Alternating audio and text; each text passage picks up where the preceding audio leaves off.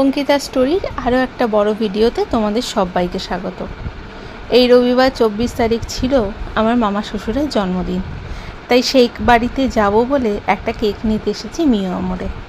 আমি যেহেতু ওই ছোটোখাটো কেক বানাতে পারি, তাই প্রত্যেক বছর এখন যখনই অ্যানিভার্সারি বা ধরো কারোর জন্মদিন হয়, আমি কিন্তু নিজেই অল্প করে কেক বানিয়ে নিয়ে যাই।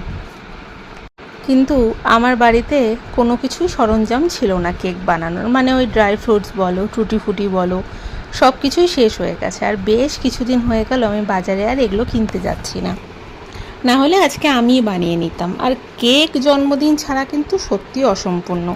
ছোট্ট একটা কেক হলেও সেটা কিন্তু প্রয়োজন হয়। কেকটা কিনে বেরোনোর সময় একটা ফুচকার দোকান দেখে 10 টাকার মোটে 5টা ফুচকা খেয়ে বাড়িতে পৌঁছালাম। এই যে পাশের কেকটা দেখছো, এটা হচ্ছে আমার মামা শ্বশুরের যে বড় ছেলে, মানে আমাদের বড় ভাই নিজের হাতে বানিয়েছে তার বাবার জন্য।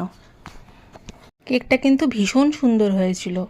একটু শক্ত হয়েছিল ঠিকই, কিন্তু খেতে ভালো হয়েছিল। ওই শক্ত হয়েছে বলে কাটা যাচ্ছে না, তাই সবাই হাসাহাসি করছে। আর আমরা নিয়ে এসেছিলাম যেহেতু পাইনাপেল কেক, তাই দুটোই আজকে কাটা হলো একসাথে। এটা হলো আমাদের মামা, মানে আমার বরের মামা, আমার হচ্ছে মামা শ্বশুর। কিন্তু এই মানুষটাকে আমি কোনোদিনও আমার সেই মামা শ্বশুর হিসাবে কিন্তু দেখিনি। আমাকে সবসময় নিজের মেয়ের মতনই কিন্তু ট্রিট করে। কেক কাটা হয়ে যাওয়ার পর বড় ভাইয়ের বানানো কেকটা আগে আমি খেয়ে দেখলাম। বেশ ভালো বানিয়েছে কেকটা। প্রথমবার অতটুকু ছেলে নিজের বাবার জন্য নিজের ইচ্ছেই যে এটা বানিয়েছে, এইটাই অনেক বড় ব্যাপার। অনেকক্ষণ ধরে সবাই মিলে অনেক গল্পগুজব আড্ডা দিলাম। যেহেতু আজকে রবিবার ছিল, তাই আমাদের সকাল সকালই আসার প্রোগ্রামটা ছিল, কিন্তু অনেক কাজে আজকে ব্যস্ত ছিলাম, তাই সকালবেলা না এসে রাত্রেবেলায় খাওয়া দাওয়াটা করতে আসলাম। আমার মামার জন্মদিন মানেই বাড়িতে মস্ত বড় ইলিশ মাছ আসবেই আসবে, আর সেই ইলিশ মাছ বানাবে হলো একমাত্র আমাদের মামি। আমার মামা ইলিশ মাছ ভীষণ পছন্দ করে।